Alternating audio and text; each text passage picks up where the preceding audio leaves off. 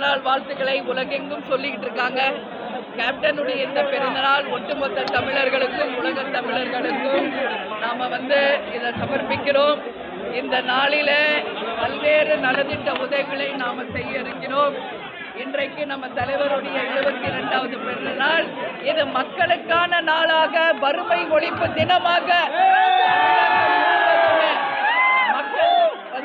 வறுமைக்கு கீழ் மக்களை நம்ம உருவாக்குவோம். இன்னைக்கு பல்வேறு நலத்திட்ட உதவிகளை இந்த இடத்துல நாம செய்ய இருக்கிறோம். அதுல முதலாக இன்று முதல் நமது தலைமை கழகம் கேப்டன் ஆலயம் என்று அழைக்கப்படும். எதையுமே 3 வாட்டி தலைவர் சொல்வாரு.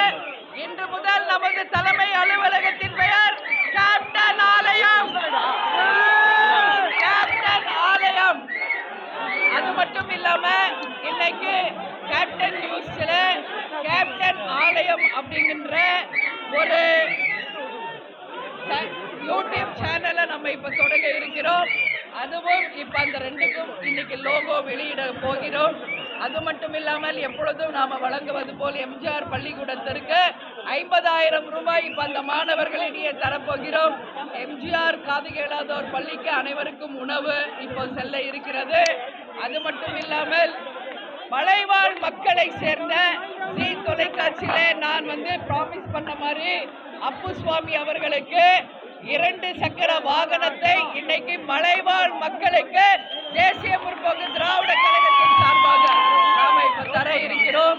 அது மட்டும் இல்லை, பத்மபூஷன் கேப்டன் அவர்கள் டெல்லியில அவார்டு வாங்குறப்போ டெல்லி தமிழ் சங்கத்திற்கு பாராட்டு விழா நடத்துறாங்க. அன்னைக்கு தமிழ் சங்கத்துல நான் வாக்குறுதி கொடுத்தேன்.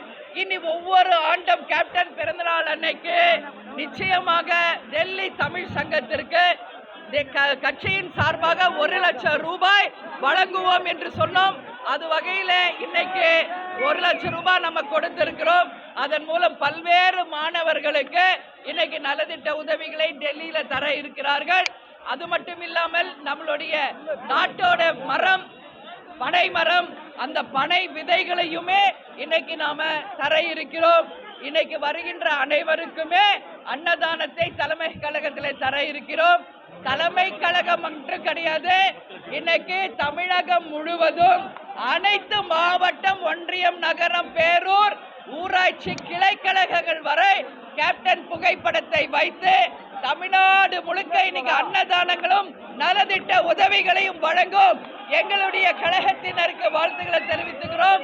இன்னைக்கு ஏறக்குறைய 25 லட்சம் பேருக்கு தமிழ்நாடு முழுக்க இன்னைக்கு அன்னதானமும் நலத்திட்ட உதவிகளும் தேசிய முற்போக்கு திராவிட கழகத்தின் சார்பாக வழங்கப்பட்டு கொண்டிருக்கிறது என்பதை நான் தெரிவிச்சுக்கிறேன். கேப்டன் எப்பொழுதுமே அன்னதானத்தை வலியுறுத்தியவர். எனவே அவர் அன்னதான பிரபுவாகவே இருந்தாலும் மறைந்தாலும் மக்களுக்கு இன்னைக்கு அன்னதானத்தை அவர் கொடுத்தவர். எனவே அவருடைய பிறந்த நாள் இனி வறுமை ஒழிப்பு தினமாக, அன்னதான தினமாக நிச்சயமாக கடைபிடிக்கப்படும்.